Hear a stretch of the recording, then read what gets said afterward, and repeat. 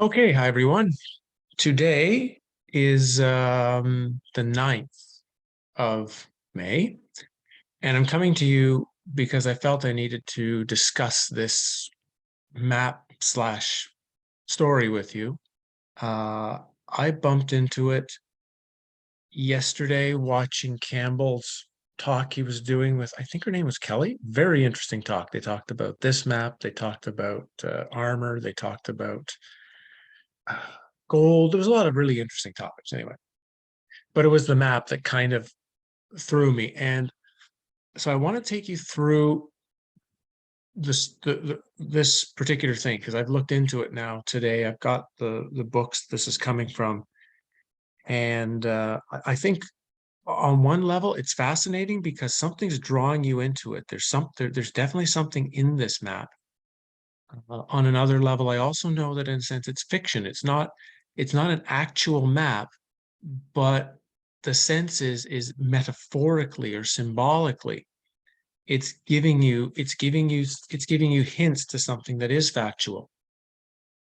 And I'm going to try to get into this just briefly today for like 20 or 30 minutes as an opening for you, and you can go and do some exploration, and I'm going to do more exploration. I'm going to read these very small books and go from there and give you a bit more detail. Okay, so short overview, what we're dealing with, and I should do my screen sharing is what I should be doing.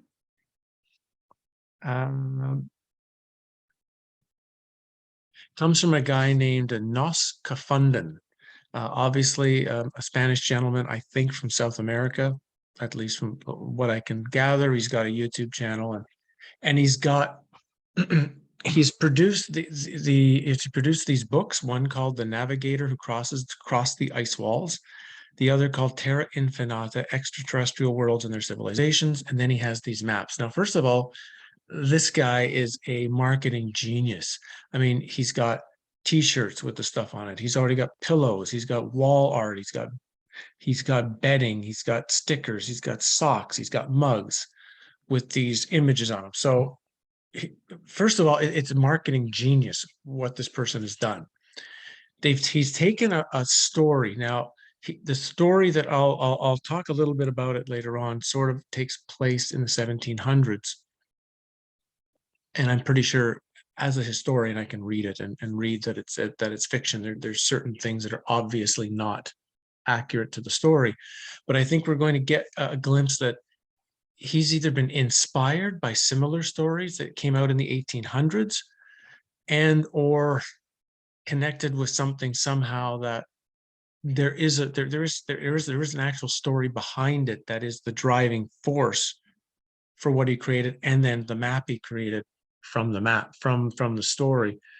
Um, I do remember a story that I read from about, I think it was the 1920s, of someone, and the story claimed was living in Los Angeles and had a neighbor who had a friend who was from Norway, where I'm from now, and that this old Norwegian came to tell this person their tale of him and his father when he was young, sailing north into what we would call Hyperborea, right into the center of the North Pole, and going in a sense into the earth and having this experience of a tropical, completely different world inside the earth.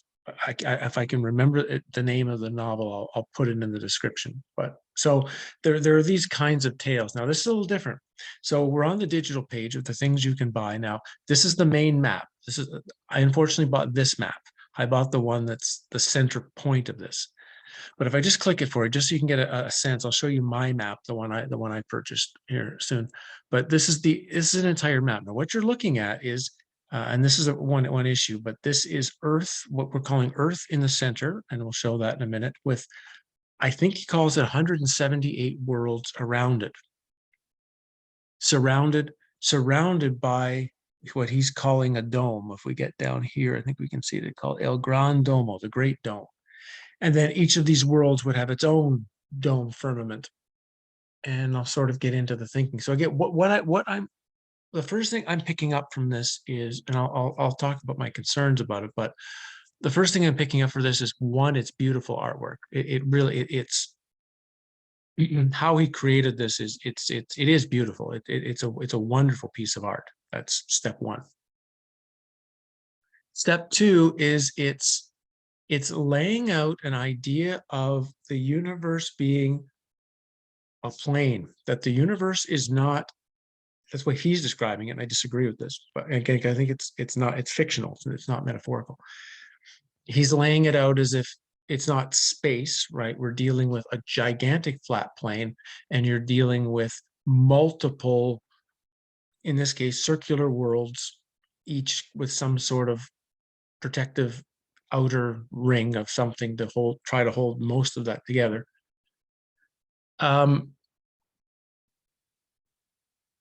All connected by water. That ocean is the connecting force between all of these lands. And that's similar to that YouTube channel with that, talking about the crater Earth stuff, right? Where these crater, and the moon is mirroring our world. So I'm sharing this with you because, again, so much stuff is coming out so fast right now. It's like knowledge is coming at a massive pace, and it's not coming necessarily directly. It's coming in symbolic, metaphorical pieces, and you have to, if you want to know the truth of Plato's cave, you're going to have to dig with different pieces that are arising without going too deep in it. We don't want to get trapped in over-examination. We don't want to turn this into just an intellectual, how much can we stuff into our brain work. We want to take it, use it, understand it, move on from it, and redefine our work, our personal work based on it. So if I'm going to show you the map, which is here. So this is the one I purchased, the inner part of the map, but it's enough to show you what's there for those who want to look into it. So if we zoom in first, we zoom into what is our Earth world. And this is the first concern I have about this giant map that I just showed you, is that the Earth realm, our realm, is in the center, which he's claiming there's 178 worlds. The odds that Earth would be in the center of all of that would be, 1 in 178. So there's a 177 of 178 chance that it's not us. So I would have preferred that this Earth realm was on the sides. It would have given, I think, the thing a little more credibility if he's trying to say it might be true directly. It's also can lead, by seeing Earth there, it also can lead to the continuing narcissistic importance that humans have developed, that we are the center of everything and that we are the most important beings in the whole realm. And unfortunately, this map can lead to more of that, but discounting that. When we move in closely, what he's showing is, okay, there's your standard flat Earth type map with what he's calling portals. Now, this is the Spanish version I got. There's an English version. If I had the English version, would I have that one up? But it's like Portal Barrington W. Morris, which is people who are in the novel. And then this one here is called Portal Dvatlov. And I'm going to get to these names and whatnot in a moment. So he's claiming that there are some actual cracks in the ice wall that you can get through, and he's calling them portals. Well, that's an important thing. It's called portals. And then in the first ring, which is a ring, an internal ring, we see Asgard, which is a famous mythological place of the Norse. We have Libris, we have the Movadias de Toth, we have Republica Ancestria, we have Antigua Tierras de Anek. So we have Germanic, and then it branches out. Now, as we branch out, I'm not going to go into, we have, this is actually Atlantis and Mu, which is also interesting. So he's got, I just want to show you, as you branch out, as you go further, what he's named on this map. And you can see it's beautifully done. So we have things like Osiris. So you will, or Osiris, or I think there was one called Brahma. So you're going to see mythological names, first of all. You're going to see things like Tierras de Orion, Pleiades. You would see Saturn and Jupiter and things onto the side. So what he's laying onto this map, first of all, Neptuno, Uranus, is he's claiming, one, what we think of as stars in the sky are not stars in the sky in this map. They're he's placing them on a flat, giant flat surface, interconnected by, as you see here, be it either water or land or other kinds of bridges or other kind of connecting points. And there's also these mythological lands, the mythological lands of Horus, the mythological lands of the various, I think there's the Anunnaki. He's kind of listed everything you can think of on this map somewhere. So what do I think the point is? First, I think the point that's being made, whether the artist knows it or not, and I think in some way they do, is that there are all of these other realms, and you do reach them through portals. Now, perhaps this part might be, for our sense, might be true. There might be one world on the other side of the ice wall that might be true. The rest of it, like this, I don't think it sits like this. If I go back to the larger map here, I don't think that's our realm. I think our realm, if there's a realm, it's much smaller than that per se, but the other realms do exist. There is actually a realm of the ancient mythology, that's a place, it's a location. It's not just an idea, it's a location. The same with these planetary realms. They're not things in space, they're a location, but they're a location in a slightly different frequency, or a slightly different, frequency would be the best way of describing it. And you move to them via frequency. Why the word portal is on the map? Because to me, I think what you're doing is you're moving to these other worlds via an energetic shift, via a shift of energy, via a shift of vibration, to say it simply. Symbolically, he's placed it on the map as if you just get in a boat and sail there. But I think it's a different kind of sailing, a different kind of movement. Now, when we look at the names, we have here Portal Dyatlov. And this is a very, well, what does that name mean? First of all, well, there was a group of Russian hikers, skiers, whatever, in the Ural Mountains in the 1950s who all died on this very strange a trip they went on, of which even today no one can really explain what happened there. It's like a giant Twilight Zone episode. And I'd highly recommend you look into it, the Dyatlov story. It's very, very strange. So the Ural Mountains, of course, would be somewhere, in here, much closer to Hyperborea. So why would he name an actual portal of break in the ice by that name? Again, I think it's a clue that if you know what he's describing portals actually on the Earth, that I don't think there's actually breaks, to me anyway. I don't necessarily would think there's a break in the ice shelf that you could actually go through. My guess would be there's a portal that would actually, zip you to the other outside. And if you know where these portals are, be they in the Himalayas, be they where I talked about this in one of my videos, the idea of portals in ancient Egypt, or with the Inca, with in ancient Mexico, or with the Anasazi, or whatnot, that a number of things in the ancient sites operate like portals to these other worlds. So I don't doubt that there's movement in and out of this realm, in and out of what you might call our firmament dome, however you want to describe that, whatever you want to think of that as, whether it's energetic or actual, whatever. But there are, rather than thinking of it like as a whole per se, there is a movement portal. And I'm going to link, I'm working on my novel right now, and this is going to work into things in my book that are going to, I think, hopefully explain it a little bit better in time. So we've got the idea of portals. Now we've got this one here, which is named Portal Barrington W. Morris. Now, W. Morris is the hero, I guess you would call it, of this particular book, called, no, wrong book, of this particular of the books, called The Navigator Who Crossed the Ice Walls, Worlds Beyond the Antarctic.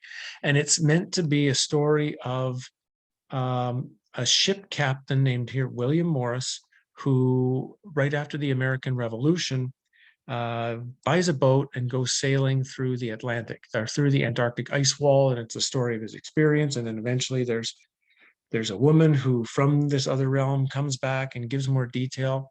In the books, it's very interesting to talk about not only these other realms, it goes into detail about the resets, various resets and what happens and who's doing the resetting.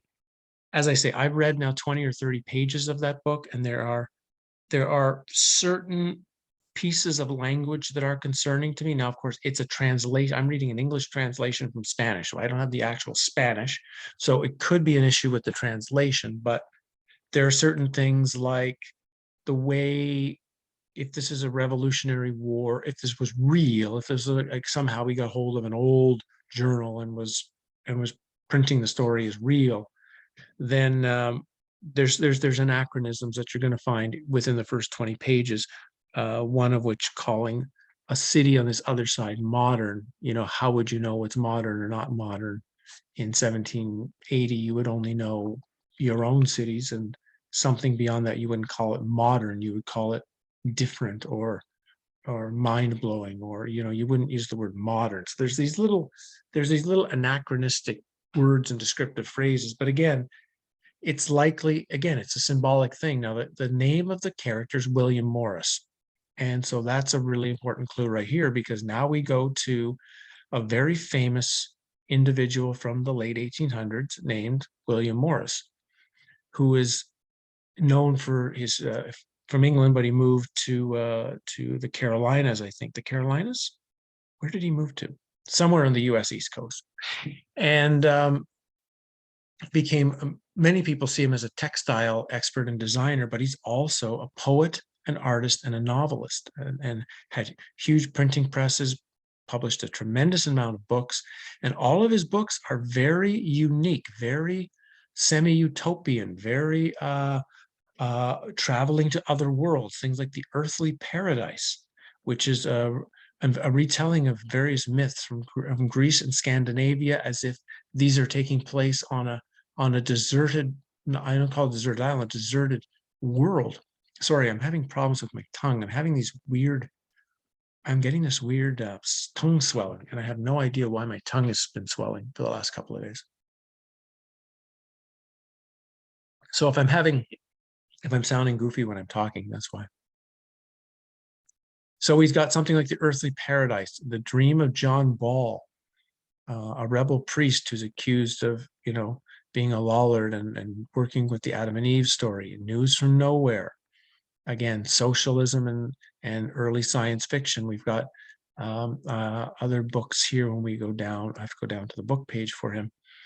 But there's some very interesting works, be they the News from Nowhere, another book. We've got The Wood Beyond the World, right? We've got The Well at the World's End. We've got Golden Wings and Other Stories, later published of his work. So you can see that the name chosen for the novel is, I think, indicating back to the works of William Morris. That is, if someone is saying that the William Morris being used as the character in these fictional stories is trying to take you back to the work of the real William Morris, as if the person saying this is the origin of, or not say origin, the inspiration for the writing comes from the writings of William Morris, or he's trying to say William Morris, the writer, has put wisdom in his books, and if you go and read them, you're going to track down what's really going on. So that's one element. Now you can see he's noted for a ton of different things: textiles, designs, books, literature. This was quite the individual in the late 1800s, early 1900s.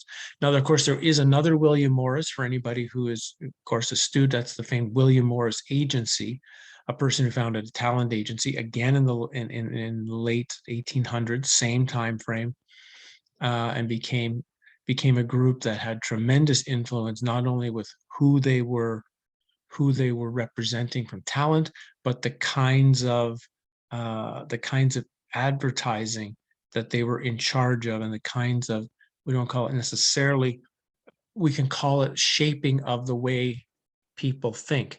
And you've got the four X's in a sense across as their logo. It's now called something else. It's called, yeah, Endeavor Talent Agency. It doesn't actually exist anymore. But I wanted to point that out, that you're dealing with that. So this is the map, and the map in a little more detail. If we could zoom in, you would be seeing the now if you get down to the bottom of the map, we see something called the Zona Desconocida, which is, if you translate that to English, which I did, is sort of like the unknown zone, or that which is unknown. At the edge says El Gran Domo, so Grand Dome. So he's taken these ideas of dome, firmament, flat earth, and I did see a map kind of similar to this, or maybe it actually was this particular part of the map. This might have been published a year ago, because I think it's copyrighted 2021. So my feeling is this came out on the internet a year ago, because I remember seeing something almost similar to this that had these kinds of names and things to it. So obviously this was put out first, perhaps, and then the larger map was created from it. So I have seen this before. That's why when Cambell and Kelly were showing this yesterday, there was like an instant recognition. And I know when I had seen this original map, there was also something that told me this is probably correct. This idea of there's rings of more beyond just our little ice world, whether it is actually like crater Earth or whether it has something to do with this, but at some point, and you notice on this map, it starts to change. It goes from the kind of blue color we're used to for water. Here are normal colors of blue, and all of a sudden it changes. See how it changes? It Osiris, Isis, and Anubis, yeah. But anyway, it's got this different color. And my feeling is it's not describing water per se, it's describing frequency. It's describing a different layer of reality. And that reality, thus, what a map like this is trying to tell you is that the other realms, the other world, the worlds of the gods, the worlds of the demons, the worlds of the devils, the worlds of the unknown, the worlds of the strange, are not a long way away. They're not somewhere in outer space. You don't get in a spaceship and travel for 80 light years. It's a shift of consciousness. It's a shift of frequency, and those realms are less close. They're not far. They're not like a long way away. The map is kind of indicating there isn't much of a distance, but it's not easy to get to them. You do have to in a sense cross a bridge to get to these places, and the bridge is going to be probably highly magnetic. And if you're not prepared if you don't know what you're doing, and you bump into one of these portals by accident and sort of activate the portal, I don't know if you're going to make it, because it might just, I think you've got to be not only mentally but physically ready, and maybe in some way physically protected for the electromagnetic / frequency change that you're going to go through. That's just my own feeling.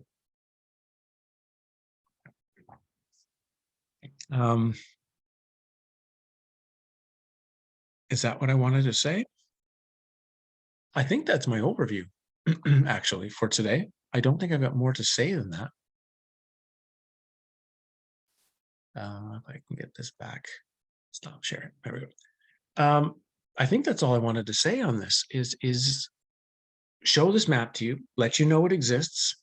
Links will be below where you can go and look at some of these things yourself. I'll link the conversation with Cambell. There's some other conversations that are going on about this map.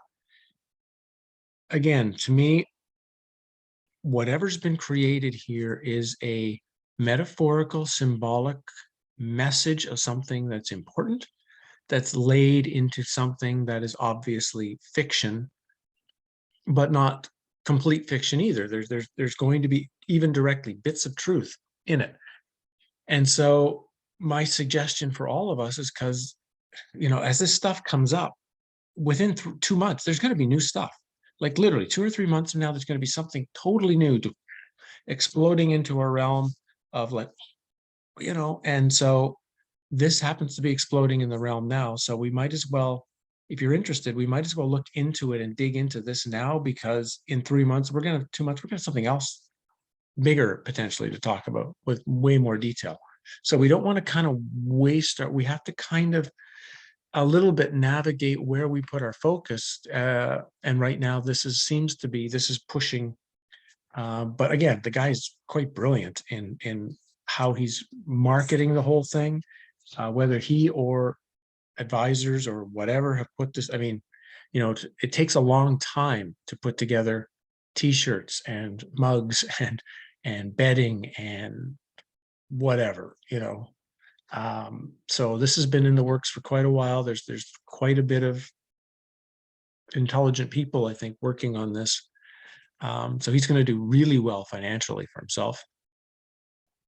And in about a week, I guess, I'll have gone through this material and looked at the maps a little more closely and see if I can give you a second layer. Once I've actually read what's being presented, what's the message. And again, I think that the works of William Morris, the real William Morris, is going to be a clue, a definite clue as to why this person, and he has a real name. I have to go on Amazon to remember the name, but he has an actual name. Why he created all of this material. What was his purpose? I think it's in the William Morris material. Last thing I would just want to mention is, yeah, we posted the things about the talk with the day that's going to happen with Bart and I on May the 29th. And I guess maybe a few people are a bit confused about it. And I just want to clear up a couple of things. It's the first time I've ever attempted something like this. Bart and I got to the point of, well, what do we do now? And I thought, well, another conversation. We've done two of those, and we need to do something on a greater depth.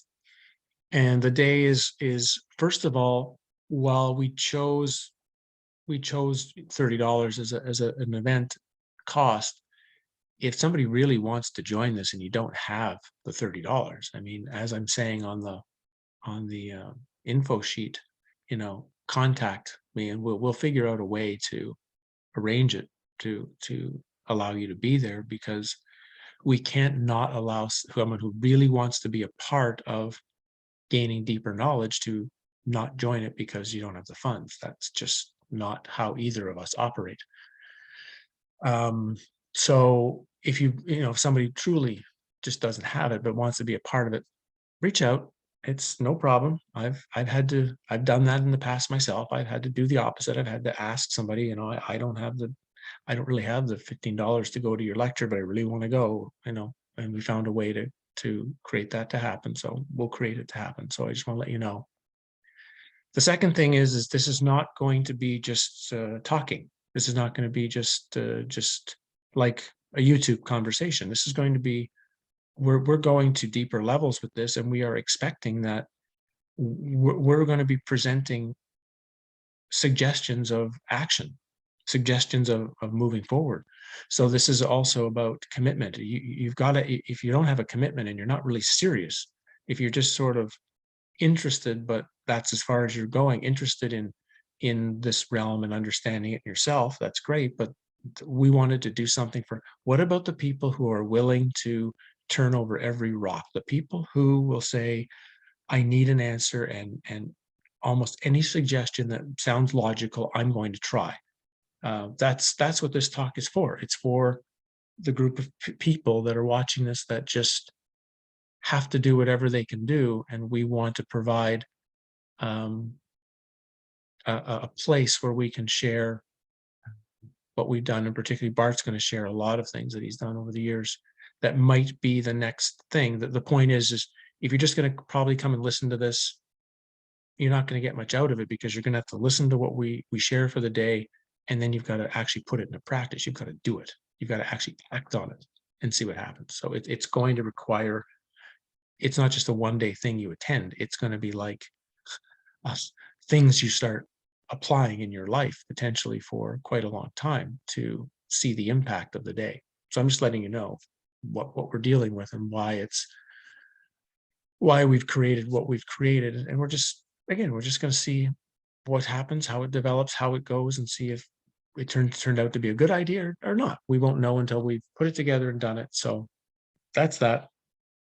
Beyond that, yeah, I'm going to look into the video, or I'm going to look into the maps and the books over the next week, and I'll come back with something else. But that's just where we're at. I wanted to share that with you to kind of, if you haven't bumped into this material, because like I say, I hadn't bumped into it until yesterday. I wanted to bump, now that I'm looking into it, share it with you guys, and you can start potentially doing your own exploration on it. Because again, there's something there. There's something there. There is something important in this information. The question is figuring out exactly what it is. Thanks, guys, and we'll see you sometime during the week. Cheers.